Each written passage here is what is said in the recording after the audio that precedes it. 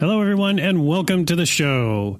Now that we've hit episode 100, I felt as though I should take a moment and reflect back on the 2+ years I've been doing the show. At first, I wasn't quite sure what the show was all about. All I knew that I was growing my network and helping to build Foundry, and I was having some really great conversations and learning a lot. But what if I could take those conversations and package them in a way where others could benefit as much as I am? What if I could create a platform where others who don't get a lot of spotlight could shine? And what if this show could introduce you to some people that you didn't know you needed to know? Well, 100 guests later, and here we are, and I'm even more excited about the show. In the past 2 years, we put on live events, both in public and at organizations, in order to talk through some of the big challenges people are facing in their businesses and careers. I wanted to take a moment to thank our show producer, Carolyn Jensen, in helping me take this show to its next level and beyond. I also want to thank my precious guests for all the free consulting you've imparted to me. I also want to thank Nils and Robert, my partners over at Foundry, and the rest of the team there for giving me the space and encouragement to pursue my passion around these conversations. And mostly, I'd like to thank my wife, Emily Schmidt, for being the inspiration and support I needed to make all this happen in the first place. And lastly, I want to thank you. You, the listener, who has been listening to me drone on and on about leadership without authority, peer and executive management, the challenges in tech innovation, and the importance of diversity and inclusion. Thank you for listening and for all the kind messages you sent me over the past 100 episodes. Thank you for suggesting guests and topics to keep this show fresh. Keep them coming. We've got some exciting things planned for 2020, and I sincerely hope you join us for all of it. And now, on with the show.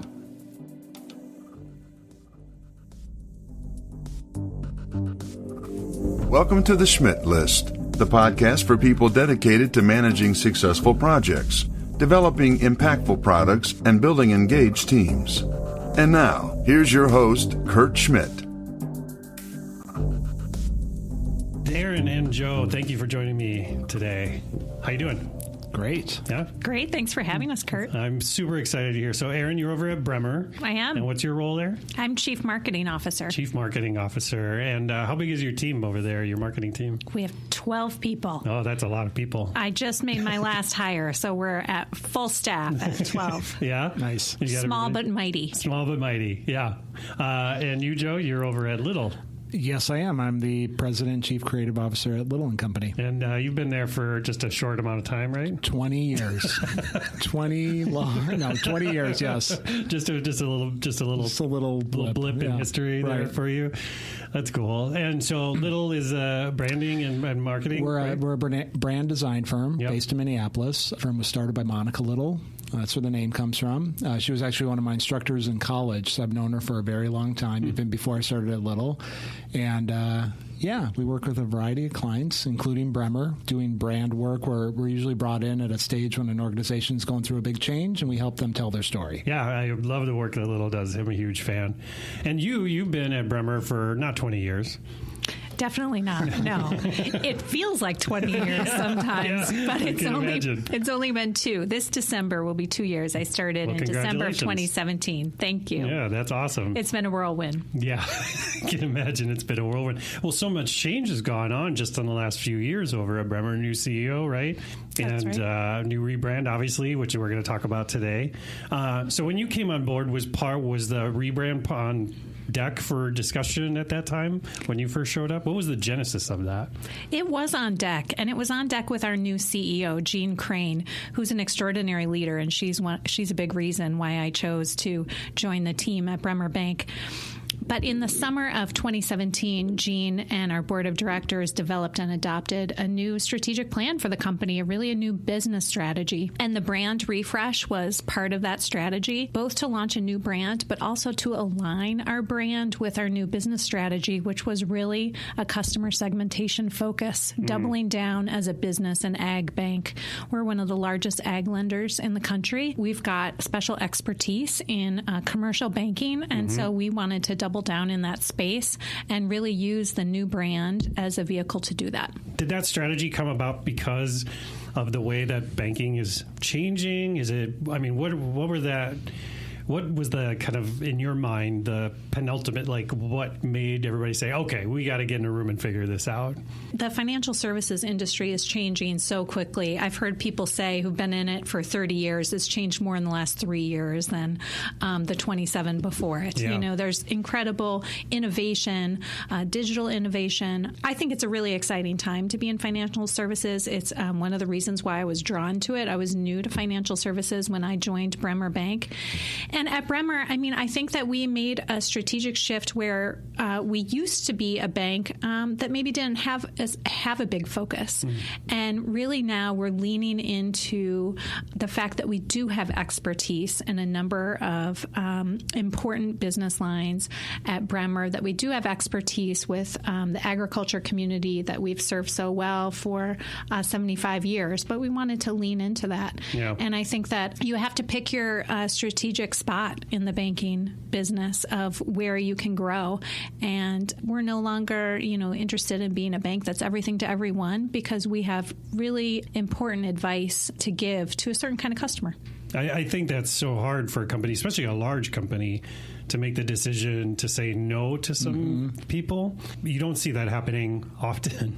And I think, to your point, though, that if you're looking at what you're really good at and what you're really well known for, I mean, it just makes sense, right?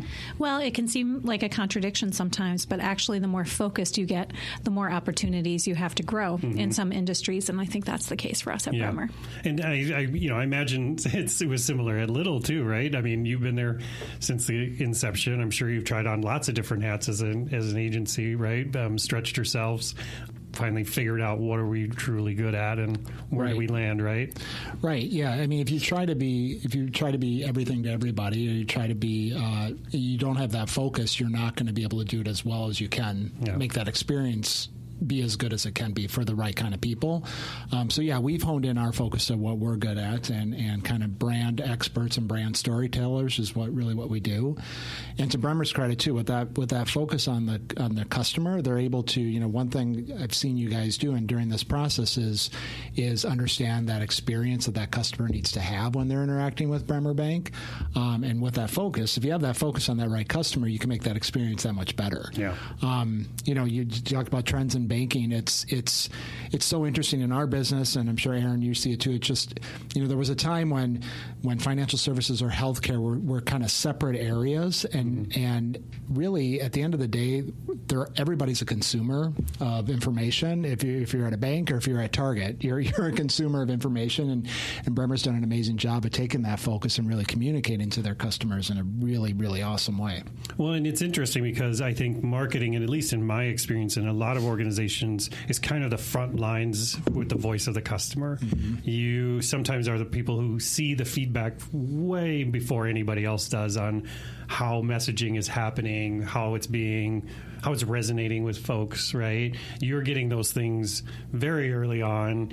And sometimes it's like it just ends at marketing because it's like, okay, well, let's just shift and let's add a comma here or something. But in other cases, it's big business, like shifts that are happening, and marketing sometimes the first.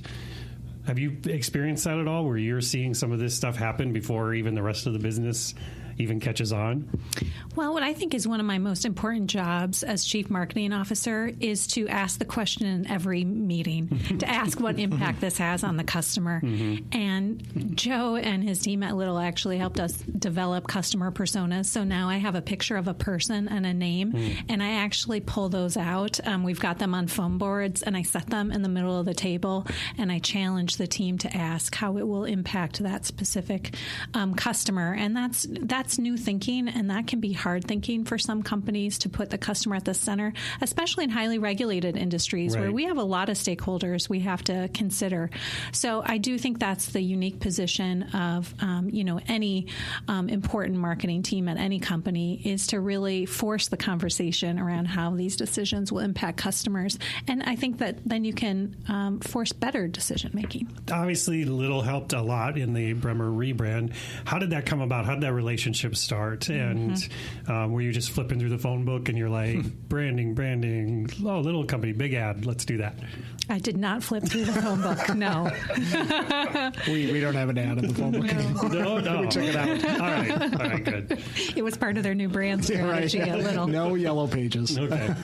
We're out of the yellow pages. I met the Little team back in 2008. I was working for Mayor Chris Coleman at the city of St. Paul, and Little was engaged by a number of stakeholders in town to do some branding for Minneapolis-St. Paul. And so I was on that project team, and I got to know Monica Little as well as some of their incredible staff. They did great work on that project.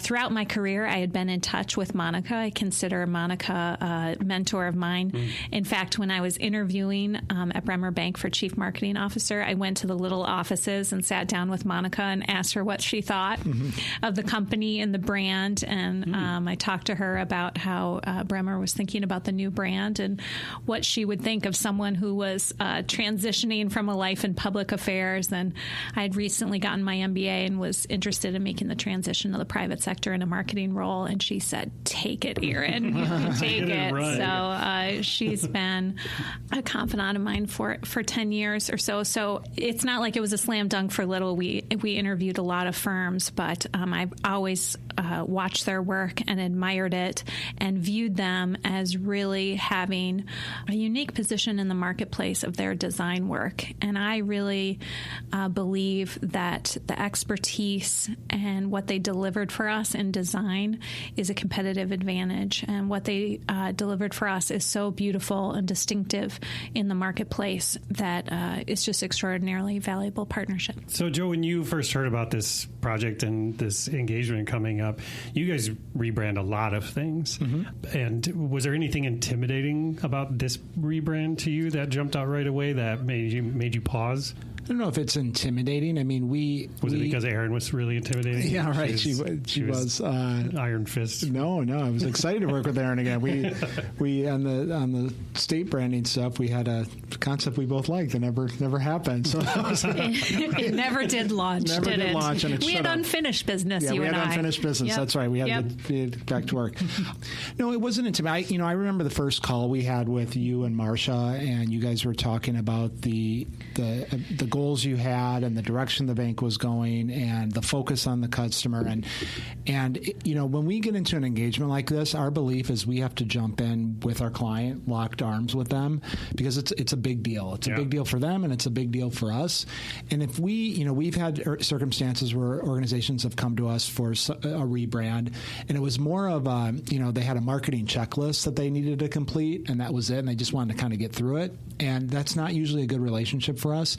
And in that first call we had with Marcia and Erin, I could feel the passion and the dedication to doing this right, and that got me excited. So it was less intimidating. I was more excited, and we got off that call, and I said, we're going to do everything we can to win this, because I think we could really help them, and they have a great story to tell, and I want to help them tell it. So we jumped in after that first phone call and put a team together and got smart and researched and came up with a process and ideas and really worked hard for that pitch to them, because we believed in it, because we knew they believed in it, and that's a big deal. And then from day one, that was the relationship. We were locked arms, our team and their team, which is the only way I would want to do it. Otherwise, I don't think it never works if you're not that way. So we were actually acting as one team throughout the whole process, which was great. Yeah. So this wasn't just like we're going to drop the little eagle logo and move on to, this is a rebrand. I mean, it's a fully different sort of look and feel for the traditional look of Bremer. So I know you being new, I mean, there's a lot of people that have been there for a long time and probably really identified with that early stuff. What were some of the communication techniques that you used that you found successful during the rebrand with the company that they were going through this process? It's going to be okay. Nobody's going to die. Except for the eagle. The eagle's going to die. Well, he's retired. Let's just put him out to pasture. The eagle has landed. He went to a farm like to say. in Connecticut. But seriously, though, like, what were some of the tools that you found and techniques to really kind of get people ready for that to come? Because I'm sure there is so much emotion attached to that existing brand, right? There's a lot of emotion tied to our company. I mean, one of the reasons why I was drawn to Bremer is the history, that dynamic heritage. We've been around for 75 years, rooted in St. Paul, Minnesota, my hometown. And we have some employees who have been there 20, 30 years, are fiercely loyal to the company. And that's wonderful. I mean, a terrific engagement and longevity and commitment to the company, which drew me to its culture.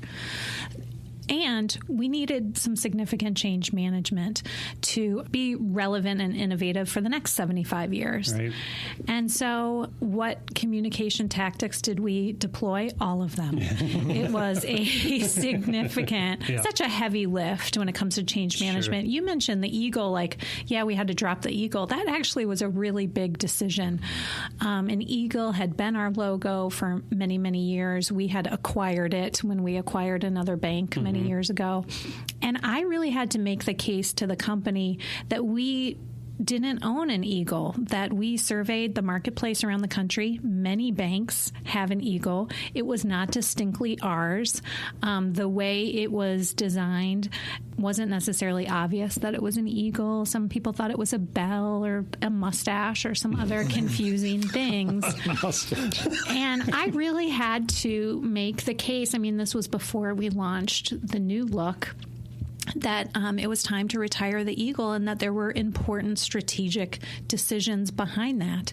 And so explaining the why, of course, in change management, time and time, you just can't do it enough. Yeah. And people did accept that. We've gotten a couple comments from older customers, maybe what happened to the eagle, but all in all, I heard one at the launch event. Did you? I just missed the eagle, I missed just the one eagle. Person. I like everything else. I just missed the eagle. Two people were emotionally attached. I'm sure there's some old swag they can have. I'm sure, right. Well, and so to your point about a highly regulated company, there are so many use cases for your logo. Everything from legal documentation to marketing to all these different things. Well, where did you start when you had to start looking at rebranding from a logo perspective? Yeah, we started on day one. And day one, we did a curtain pull where we unveiled the new logo at our headquarters location in downtown St. Paul in our Lawson branch. We revealed the new website and we revealed a new ad campaign. So all on one day, that was a really significant effort. Yeah. I remember talking to some friends at Cecere who released a new brand about a year ago, and they told me it took a year to get through all the software applications, all the papers. And so we're now about 6 months in, and we've made incredible progress, but we still find it in unexpected places. I have to you kind of breeze past that. That was a Herculean effort to get the brand launch and to have the website finished for that launch was huge. And it was your team pushing, and I think that just was a significant sign that this was a kind of a new day at Bremer, and it was obvious. So that was a big deal. Was that the plan from the beginning? We're going to do this all big on one day, or did that come along? It was, and I didn't realize until the day of what a significant task that was. In fact, it was someone from the little team. After we pulled the curtain, Tracy on the little team came up to me and said, I don't know any company who's ever unveiled a new logo, a new website, and a new ad campaign all on the same day. And I'm thinking, you tell me that now? Congratulations. We thought you knew what you were doing. I'm still standing. Right. That's all that matters. Yeah. Well, and I mean, congratulations, because I think it was super successful. And I think, again, that the mark that came out of it is a beautiful piece of work.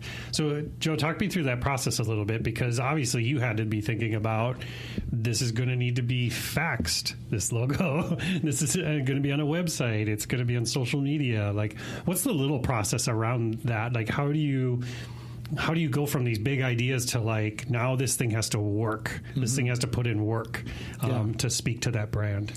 Well, it starts with that initial strategy, understanding what the main objectives are, understanding who that core customer is. We typically do an audit of materials that exist, so we see everything that's out there, so we really understand. I mean, we know a lot of the basics, but we're still bringing that stuff in.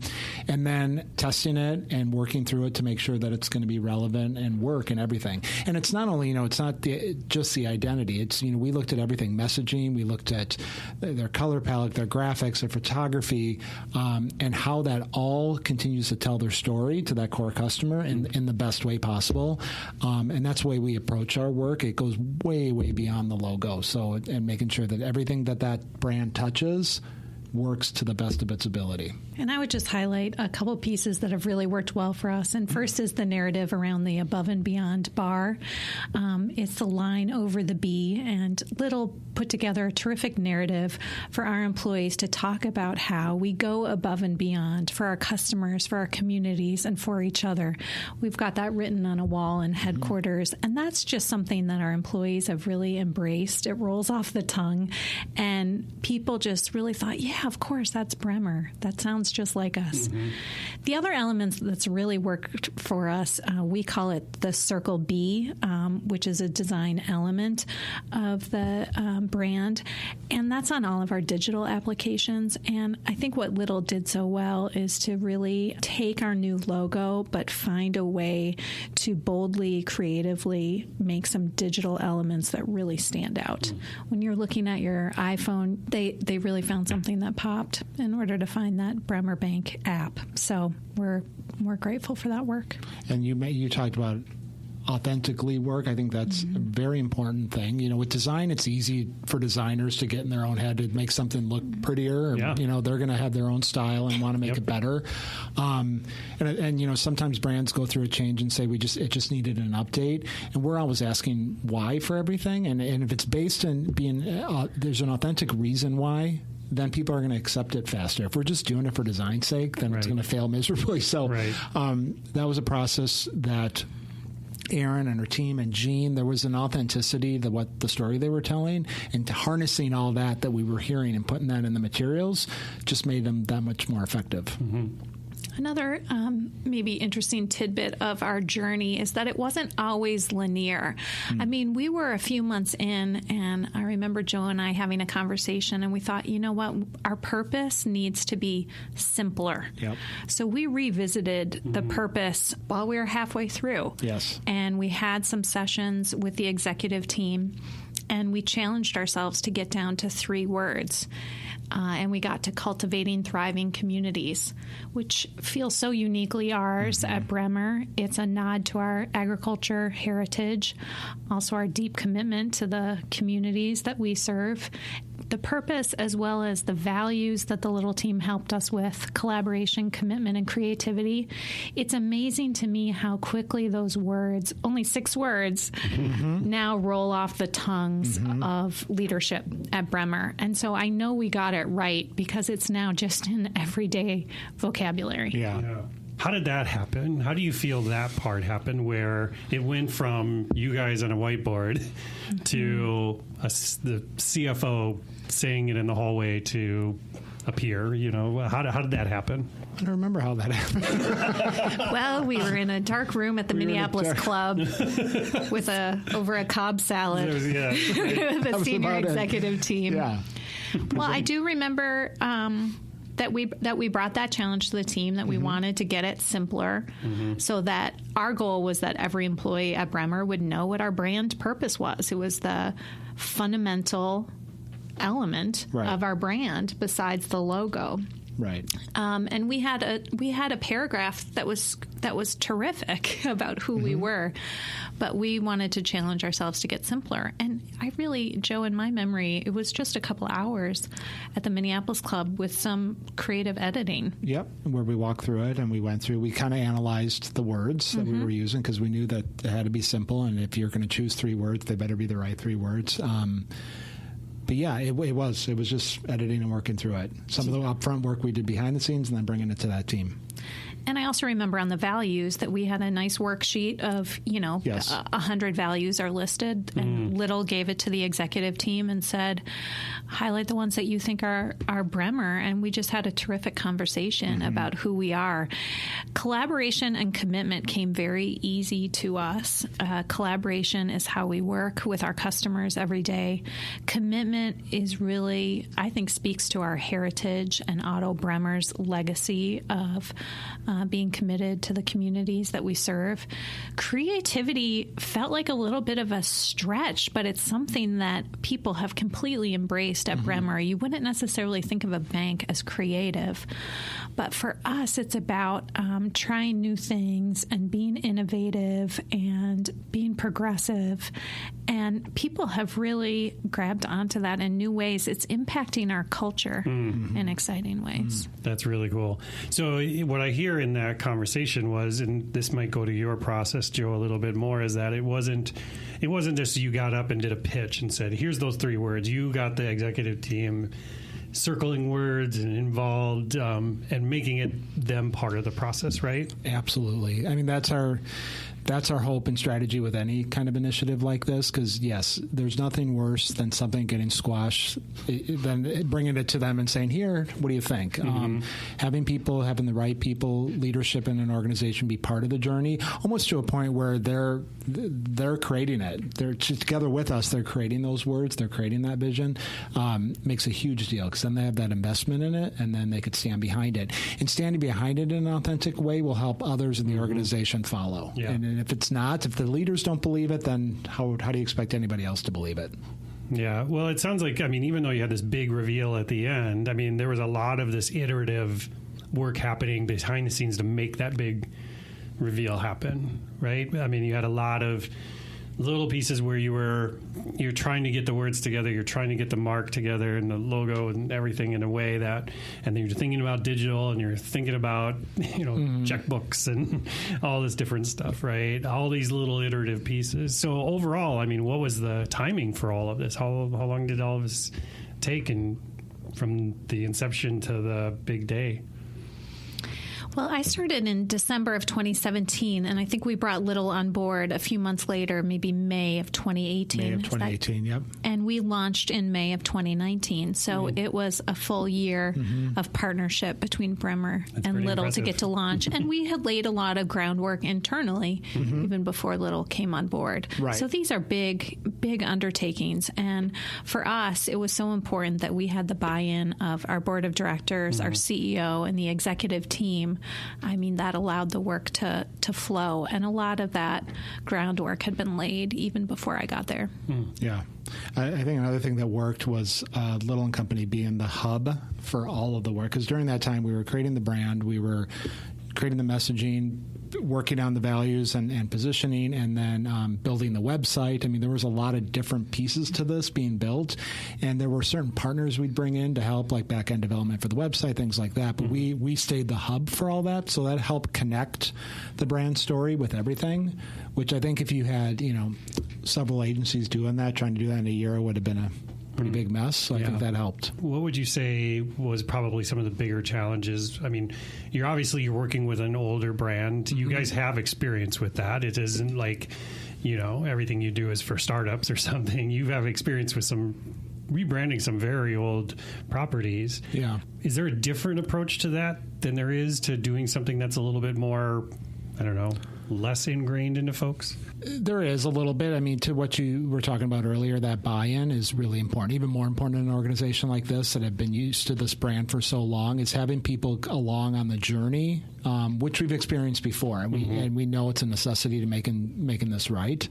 There weren't a lot of challenges. The website was a big undertaking. A financial services or a banking website alone is a big deal. It is, and taking that plus telling a new story plus introducing a new brand all to launch on that day. that was big. That was one of the biggest sites we've ever created. So, so it was a lot of fun, but a lot of challenges too. It was an exciting journey. Right. Well, and so Erin, let me ask you this, and again, this might be a dumb question, but that's why I'm here. What parts of this did you consider, maybe we don't need to go outside, maybe we can do this ourselves? Were there discussions like that when this first started, or was it always like, no, we're banking, we're not good at this, let's get somebody in here? Yeah, I never considered doing it in-house because we're just too small of a shop with only 12 people. I had come in, and actually you can imagine I was revamping the marketing department while I was creating a new brand. Right. What's the expression? You're building the airplane in flight is how it felt. So, no, we didn't have the expertise to take on something that big in-house. So we knew we needed a robust partner, and we knew it was unusual in our RFP process to ask for design of a new brand while also asking for a new website. Our website, just needed that revamp so urgently that I couldn't wait for the website, even though I knew it was a lot to ask. And so we had I think we pushed little on doing that simultaneously, and we had to bring in some other resources.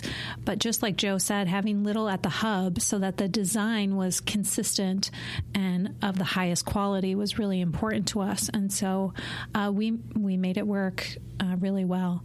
One of the biggest challenges was simply the volume of work we challenged ourselves to do in a short amount of time. We also put a lot of emphasis on communicating the new brand to employees first. It was important to us that they saw it first, experienced it first, and so we had a big event at the Ordway about a month before our public launch, where we unveiled the new brand and showed a video. We did desk drops to employees to share the brand story and share some great swag with them and build the excitement. So that was a really important piece, really labor intensive at the time. And even looking back, that was all before the public launch a month later when we launched the website, and we did installed signs and did some curtain pulls and did some press and public announcements. So it was just a lot of work in a couple of months there.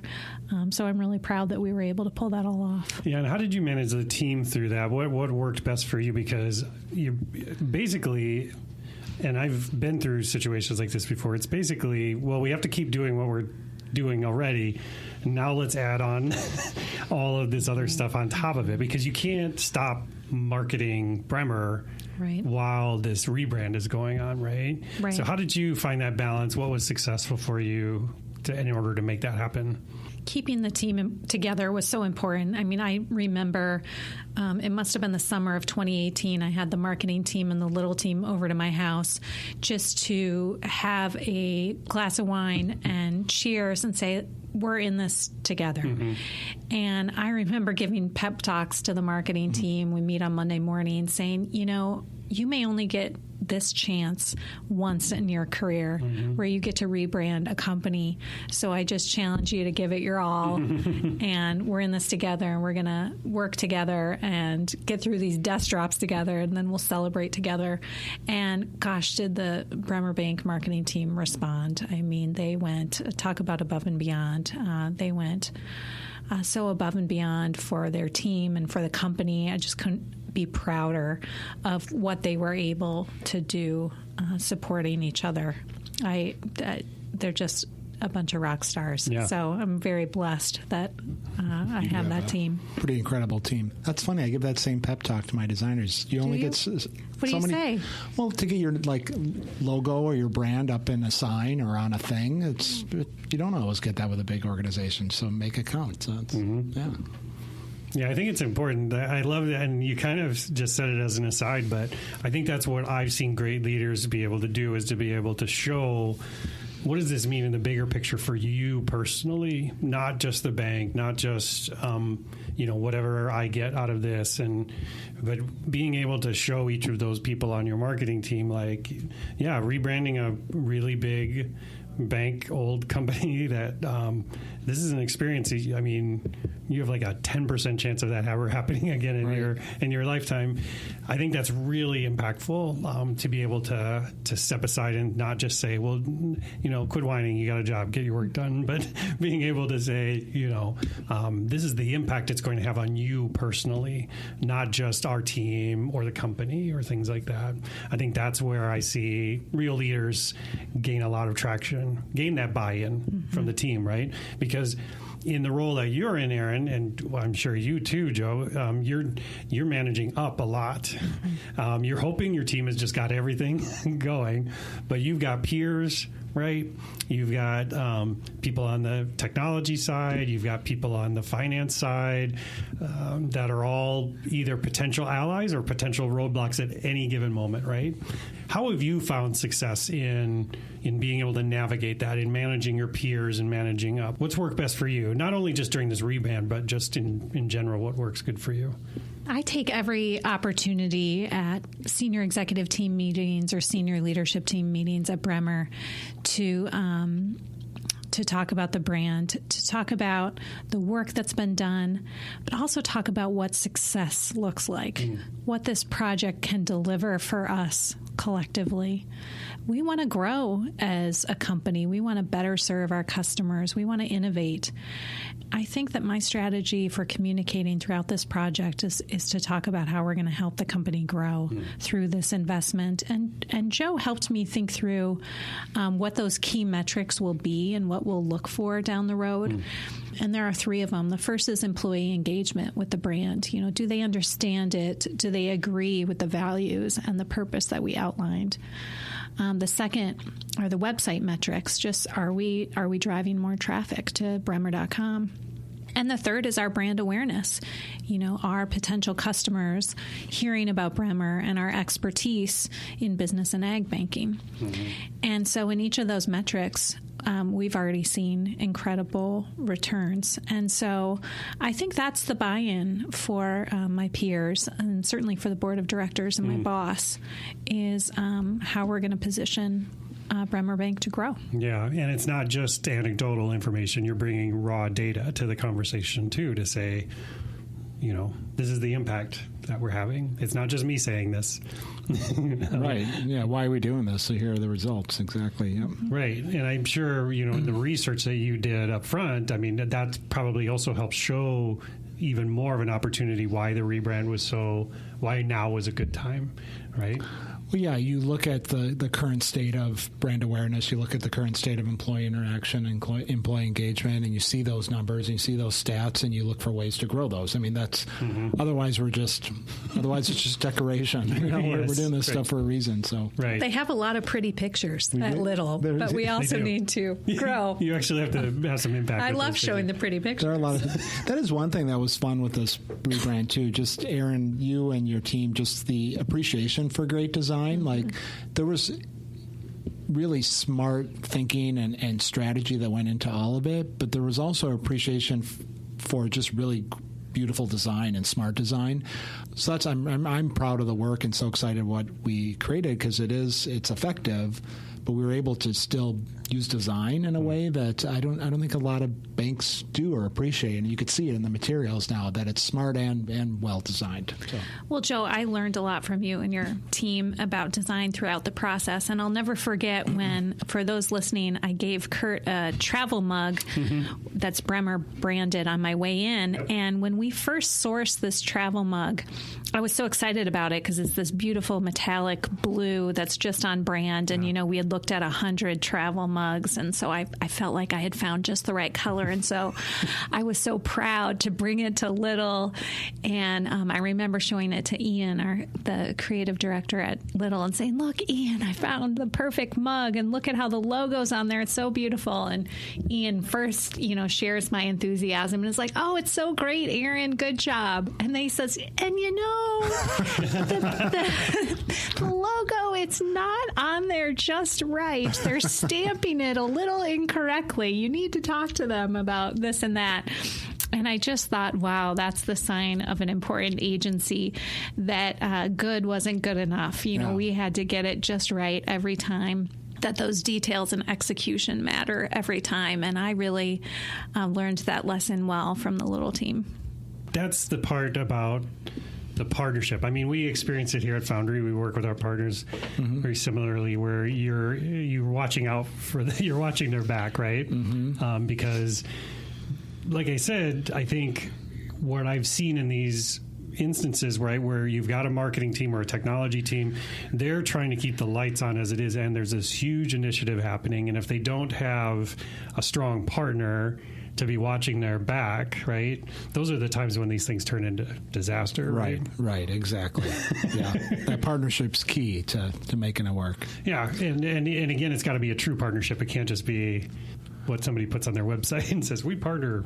No, right. It has to be both of the agency and the partner need to care about doing it right. And as obvious as it sounds that the client will care, sometimes that's not, like I said before, that's not even the case. But people that care about telling their story in the right way, and we love that and are passionate about it, and we have the same amount of care. Like I said earlier, we act as one team, and that makes all the difference. So Erin, I'm going to ask you one last question here. What was the time, can you tell me about a time when you got nervous on this endeavor? I think I got nervous about turning over the brand when I started brand trainings. So I made a commitment this fall to visit all 90 locations at Bremer Bank, visit with every employee about the new brand, acknowledging that this is some significant change management for the company.